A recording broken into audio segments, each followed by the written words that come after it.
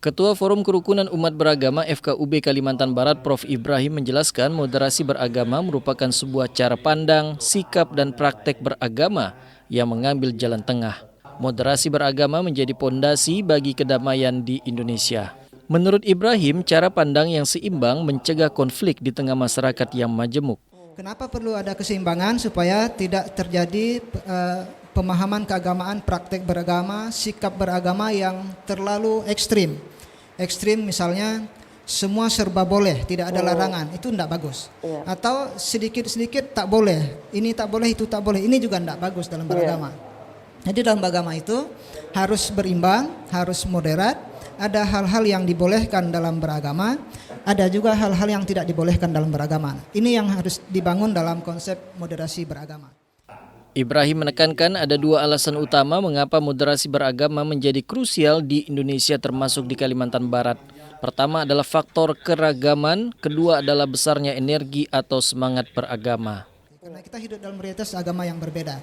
Nah, karena itu tidak boleh eksklusif, kita harus inklusif bahwa kita beragama, kita yakin dengan agama kita benar, tapi kita tidak boleh menafikan ada orang lain dengan kepercayaan agamanya yang lain yang juga harus kita akui bahwa silakan ada orang lain dengan kepercayaan yang lain menganggap benar, itu harus kita siapkan ruang untuk itu. Nah, ini yang sikap-sikap inklusif yang harus kita bangun. Jadi itulah alasan mengapa moderasi beragama harus muncul dalam diri kita, adalah supaya semangat beragama ini tidak menjadikan kita konflik karena kita berbeda agama.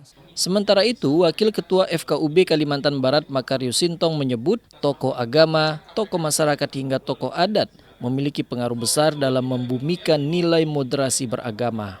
Tokoh masyarakat ini tentunya mereka juga memahami moderasi, ya, sehingga dia bisa memberikan pencerahan kepada umatnya masing-masing. Demikian juga tokoh adat. Tokoh adat ini walaupun dia spesifikasinya kepada masalah adat istiadat dan budaya, tapi peran dia sebagai tokoh masyarakat, tokoh adat itu juga sangat diperlukan dalam rangka memberi pemahaman kepada pengikutnya, ya, pengikut budayanya, masyarakatnya tentang moderasi beragama. Saya pikir itu. Makarius menambahkan hingga saat ini masyarakat Kalimantan Barat masih memiliki tingkat kepatuhan yang tinggi terhadap pemimpin formal maupun informal.